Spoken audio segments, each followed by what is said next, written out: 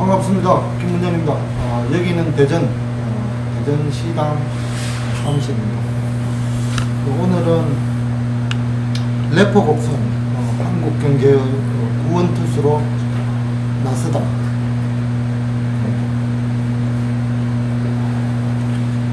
요 주제를 하기 전에 잠깐 재밌는 항상 얘기하지만 저는 재밌는데 여러분들께서 재미없으면 재미없는 대로 들어주세요.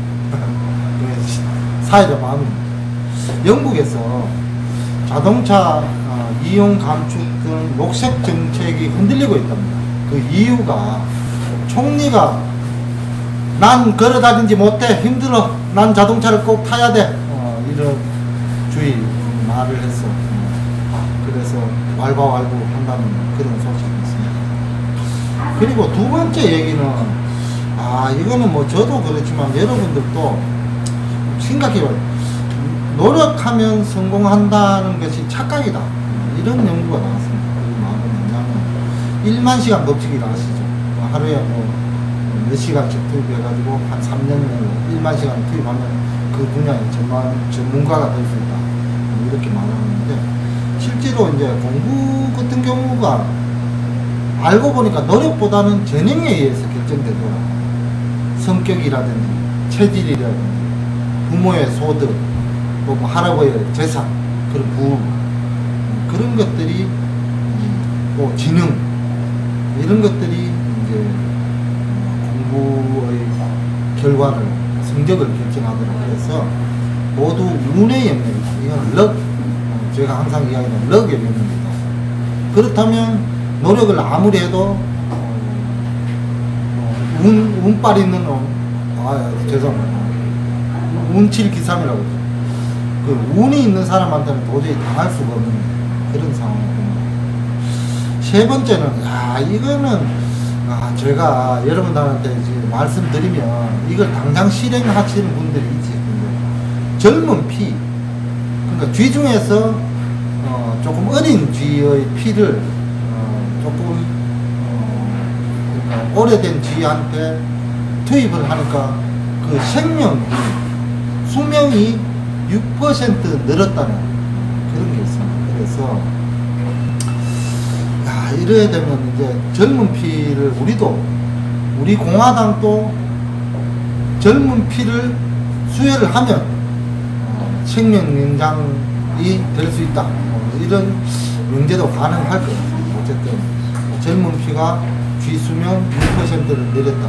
이런 소식이 들어왔습니다. 오늘의 주제로 넘어가겠습니다. 오늘의 주제는 래퍼 곡선. 혹시 들어보신 분이 계실지 모르겠습니다. 2020년도에 제가 방송하면서 래퍼 곡선을 한번 한 적이 있습니다. 그래서 미국의 경제학자 아더 래퍼가 제시한 세수와 세율 간의 어떤 관계를 나타내는 그 곡선으로 최적 조세점을 넘어서는 세율에서는 오히려 세수가 줄어드는 현상이다. 이게 여러분들이 말로 해서는 잘 안 되니까 제가 한번 그려보겠습니다. 제가 그림을 잘 못 그리는데 한번 그리도록 하겠습니다. 래퍼 곡선을 그리겠습니다. 래퍼 곡선이 사실 경제학은 언어가 세 개입니다. 제가 글씨를 잘 못 씁니다. 세 가지입니다. 하나는 그림, 두 번째는 숫자, 수학이죠. 수학. 세 번째는 글이죠. 이게 그런데 똑같습니다. 그 중에서 언뜻 이야기가 직관적으로 이해하는 데는 그림이 최고입니다. 제가 그려보겠습니다. 요게요, 세율입니다. 세율 가는 개념을 잘 모르시거든. 소득이 100만원인데 10% 소득세 붙었을 때 10만원이 되죠. 요 10%를 세율이라고 부릅니다. 요거는 10만원은 세액이라고 그러고 요거는 소득액이 되고, 래퍼 곡선이 영유자 가설의 쿠즈네츠하고 비슷합니다. 그 컵을 이렇게 거꾸로 올려줍니다. 요게 래퍼 곡선인데 요 지점을 어떤 우리가 최적 세율이라고 한다면 요 세로축을 세액이라고 합니다. 그러면 세율을 이쪽으로 높여도 세액은 줄어들게 되죠. 세율을 최적 세율에서 낮춰도 세액은 줄어들게 되죠. 그래서 보통은 그 아들 래퍼가 해보니까 이쯤 지점에 대부분의 국가들이 있더라. 이쯤 지점.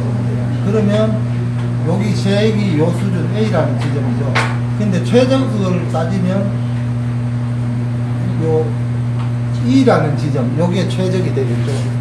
요만큼의 갭이 존재를 한다는 거죠. 그래서 요 세액이 사실은 나중에 설명하겠지만 이게 경기에 따라서 바뀌는 겁니다. 그래서 여기에서 세율을 낮추는 정책을 쓰면 세액이 요 폭만큼 늘어나겠죠.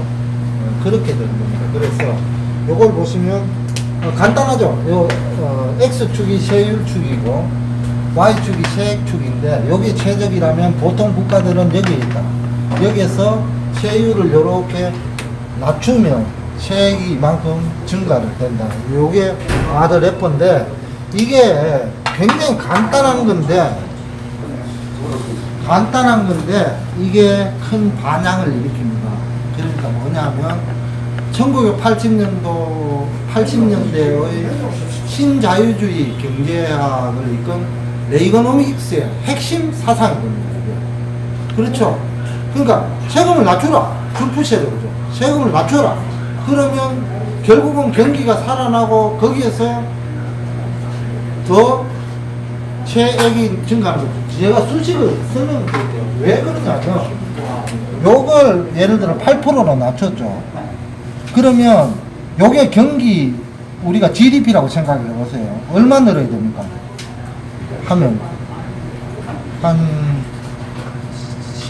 12 하면 96이죠. 13 하면 요게 증가를 하죠. 38이 24니까 104가 되죠. 10.4가 되죠. 그러니까 제가 설명을 이렇게 해야 됩니다. 요게 13이고 요게 104고요. 그렇게 되는데 세율을 예를 들어 2%포인트 낮추면 이게 104만 되면 이 세금이 늘어난다는 거예요. 10.4로서 늘어나기 때문에 제가 설명을 나중에 한번 더 드릴게요. 그래서 레이거노믹스 감세 정책의 핵심이 되고 그것을 대처 쪽에 영국 쪽에서도 그걸 받아들여서 핵심적으로 법인세를 대폭 낮추는 거예요. 법인세만 낮추는 게 아니고 소득세, 상속세, 증여세, 세금은 다 낮춰거든요. 그래서 레이건이 굉장한 정도로 인기를 얻고 경기가 살아나는 그런 효과를 들었는데, 그런데 이제 좌파 쪽에서는 이 신자유주의 정책들이 결국은 세금을 깎아주면 혜택은 폭은 누가 많이 봅니다. 부자들이 많이 보죠. 같은 비율이라도 예를 들어 500만원 버는 사람 10% 깎아주면 50만원이 되고 50만원 버는 사람 10% 깎아주면 5만원이 되잖아요. 5만원과 50만원 그 비율은 똑같지만 폭은 그렇게 차이가 나는데 부자 감세다 이런 공격들이 들어오고 나중에 신자유주의 정책이 불평등을 강화했다.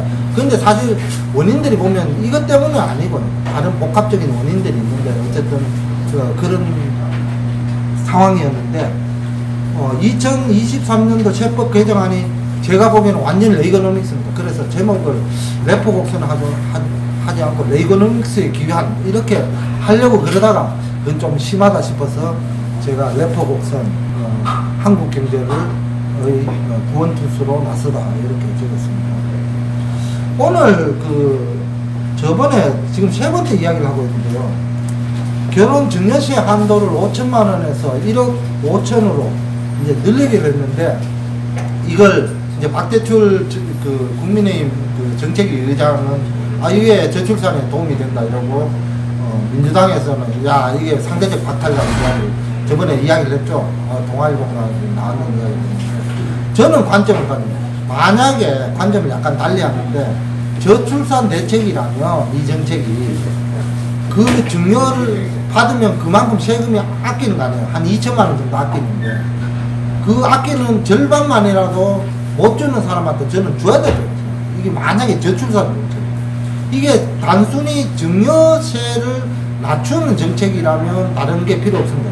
근데 목적이 저출산이 아니고 혹은 저혼인을 막기 위한 그런 정책으로 사용했다면 이것도 좀 문제가 있지 않느냐. 그런데 재밌는 거는 윤석열 대통령의 서울 지지율이 15%포인트 정도 점프를 했는데 원인이 이게 아닌가. 그래서 이런 정책들은 보면 굉장한 정도로 대중 시민들이 반응을 한다. 그 다음에 자녀 장려금이라고 있는데 그거는 뭐냐면 취약 학교 다니는 자녀들한테 장려금이 많이 학교라든지 유치원이라든지 유아원이라든지 다니는데 지금 지원들이 많이 되고 있거든요. 그 소득 기준을 4천만 원에서 7천만 원으로 대폭 상향을 했습니다. 그래서 중산층 가정까지 높였다.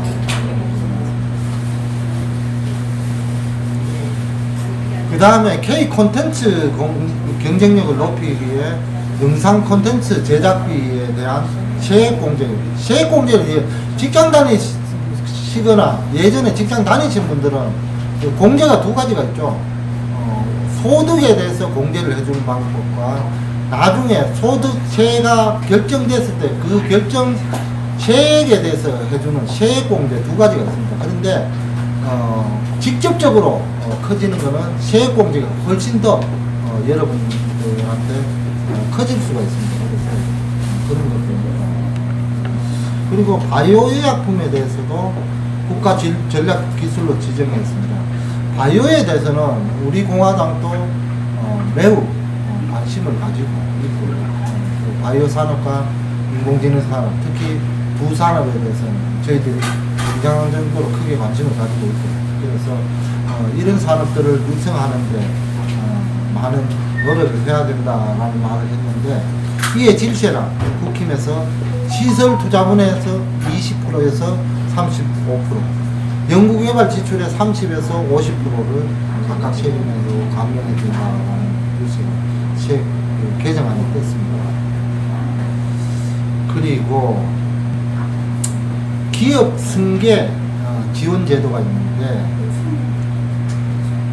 증여세 특례라고 있습니다. 증여세 중에서 특례, 그러니까 특별적으로 예외 규정이 있는데 그게 저율과세 10%밖에 안 나는 그게 있는데 그 한도를 60억에서 600억으로 대폭 늘렸다. 그러니까 어느 정도 중견기업들도 그 특례 혜택을 받을 수가 있다.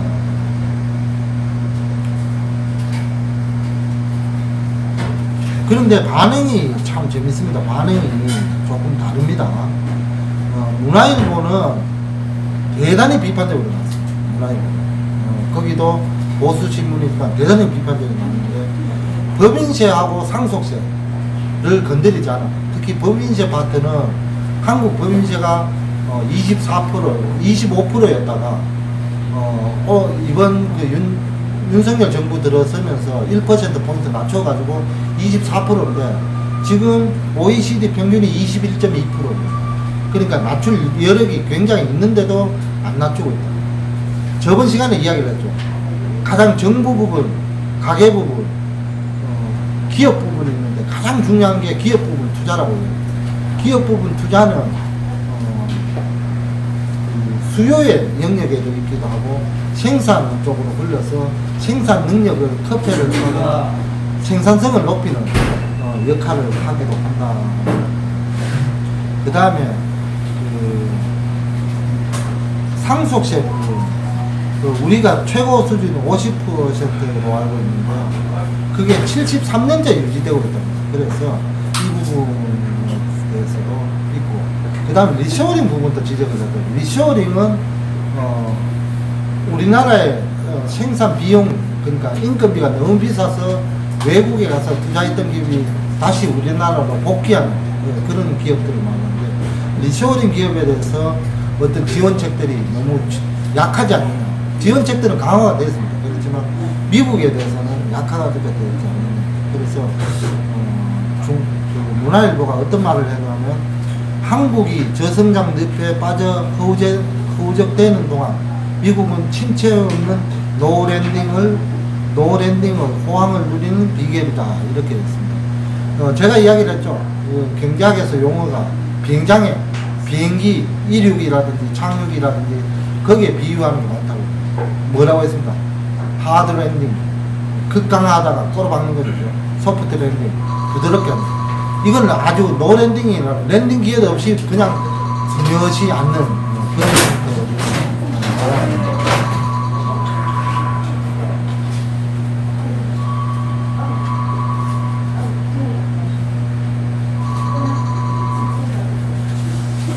동아일보는 이제 상속세에서 집중적으로 떨어졌습니다. 다른 세금에 대해서는 법인세 이야기는 거의 안 했고, 동아일보는 상속세, 저번에 정규제 주필 이야기에서 국가의 약탈이라는 그 이야기를 했는데, 그 책이 반향을 조금 일으키고 있는 것 같습니다. 상속세에 대해서 했는데, 맹탕 세제 개편합니다. 이렇게 이야기했고요. 그래서 왜 그러냐면, 독일도 최고 상속세율이 50%인데 거기는 예외 조항, 특례 조항이 굉장히 많답니다. 특례 조항이 많아서 대기업이 200년, 300년 갈 수 있는데 한국 한번 제가 계산해 볼까요? 예를 들어 100이라는 100% 지분을 제가 들고 있잖아요. 그죠? 어떤 1000억짜리 회사를 들고 있다. 아니 크게 나갑시다. 100조짜리 회사를 들고 있다. 그런데 상속세가 50%면 첫 번째 일대 내 애한테 할 때 벌써 50조가 되죠. 그 다음에는 25조가 되죠. 5, 25니까. 그 다음에는 12.5조가 되죠. 3대만 가면 아까 100조에서 12.5조 3대만 내려가면 10분의 1토막이 난다는 겁니다. 지금 구조. 이렇게 해서 우리가 500년, 1000년까지는 아니지. 200년, 300년, 일본같이 100년 기업들이 나타날 수 있는가라는 근본적인 의문이 있거든요. 그래서 우리 공화당도 상속세는 기본적으로 낮추되 기업의 상속세, 특히 제조업의 상속세는 더 낮추는 방향을 하고 일반적인 상속세하고 격차를 둬야 된다 라고 생각합니다. 그리고 기업 가업이 늘수록 제조업일수록 그러니까 생산적이고 고용을 많이 할수록 이런 것들이 상속세율이 조금 더 잘 이루어지도록 하는 게 좋겠다.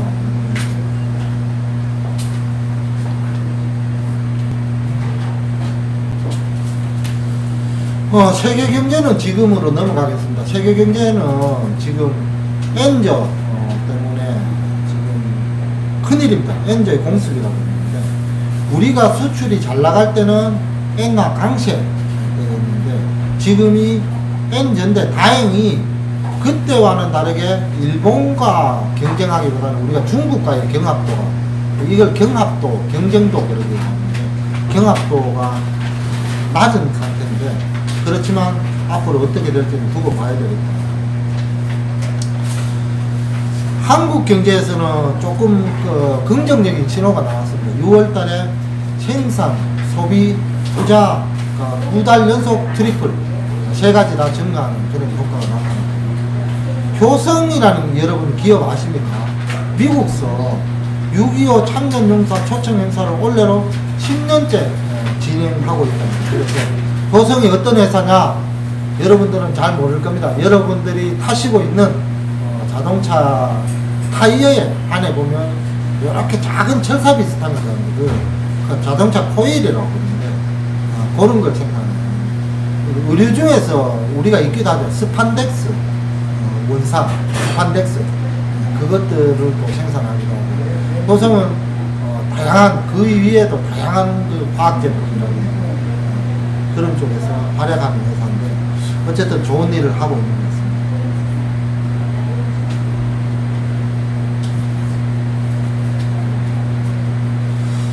2주의 말을 하면서 오늘 조금 이야기는 조금 빨리 끝내도록 하겠습니다. 바이든 대통령은 이게 많이 이야기한 거죠. 그러니까 뭐냐면 배팅이란 말이 최근 예, 유행을 하고 있는데 그 배팅이라는 말을 제가 한번 해보겠습니다. 미국 반대편에 배팅하는 것은 좋은 선택이 아니다라고 했고 저번에 바이든 대통령이 그렇게 이야기를 했죠. 칭하이밍 주한 중국 대사 국장급이라고 그러죠. 국장급이 한테 누가 이재명 야당 대표가 머리를 조아리고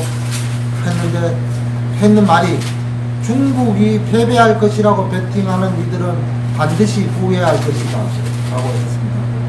자, 여기서 조선일보 김창균 칼럼에서 어떻게 했냐면 어느 편에 줄 설지 선택하는 것이 외교의 출발점입니다. 외교라는 것은 중립은 없는 거예요. 어느 편에 서야 됩니다. 섰을 때 출발점이고 세상 이치를 잘 모르는 어린 학생들도 반장과 일진 중에 누구와 짝이 되는 게 현명한지 정도는 상식적으로 판단한다 라고 김창균 주필이 이야기했습니다. 오늘 주제로 처음 넘어가 가지고 조금 말씀을 드리고 끝내도록 하겠습니다. 제가 래퍼 곡선 그 한국경제의 구원투수로 나서다 했는 거는 이게 정부의 고민입니다. 우리 공화당의 고민이기도 하고 포퓰리즘을 쓰지 않으면서 지금 세수가 줄어들고 하는데 국채 발행을 안 하고 정부 지출을 늘리지 않는다는 거죠. 정부 지출을 늘리지 않으면서 이걸 어떻게 경기를 살리느냐. 그러니까 하는 이창용 총재가 단기 정책, 단기적인 재정을 끌어쓴다든지 세금을 거둔다든지 아니면 국채를 발행하는 재정정책 혹은 돈을 찍어내는 통화정책을 쓰지 않으면서 어떻게 하는 방법으로 할 수 있는 우파의 정책은 세금을 깎아주는 이 정책밖에 없습니다. 그런데 이 정책이 성공하려면 가장 중요한 것들은 경제 주체들이 이 세금이 줄어드는 것에 대해서 반응을 해줘야 됩니다. 기업들이 법인세가 낮아지면 그에 따라서 투자를 더 하고요. 그 소득 가게들은 예를 들어 아까 몇 가지 그런 정책들을 뭐 자녀 장려금이라도 해줬을 때 소비를 조금 더 해줘야 됩니다. 그 부분들이 예를 들어 저축으로 가거나 유보 이윤, 기업 이윤의 유보로 가는 형태가 되어버리면 이 경기는 살아나지 않습니다. 그래서 전에 제가 어쨌든 누군가는 돈을 써야 이 경제 위기로부터 탈출을 할 수 있는데 그 유인책, 인센티브로서 지금 윤석열 정권이 사용하는 게 세금을 깎아주는 정책입니다. 아마 공격들이 많이 들어올 것 같아요. 그런데 저도 아쉬운 점은 법인세를 한 2%포인트에서 3%포인트 정도 더 낮췄으면 하는 그런 부분하고 그 다음에 제조기업의 상속세 부분 그리고 증여세 부분들을 조금 더 낮추었으면 하는 생각이 있습니다. 왜냐하면 상속세는 예를 들어 돌아가셨을 때 내는 세금이고요. 증여세는 살아생전에 내는 세금이니까 증여세 부분들을 조금 깎아주는 것들이 경제에 조금 더 효과가 있지 않을까 그런 생각을 가집니다. 오늘은 여기에 대해서 조금 제가 지금 대전 시당이라 가지고 길게 방송한 여건이 조금 안 된다는 점 양해해 주시기 바랍니다. 이상으로 방송을 마치도록 하겠습니다. 예, 감사합니다.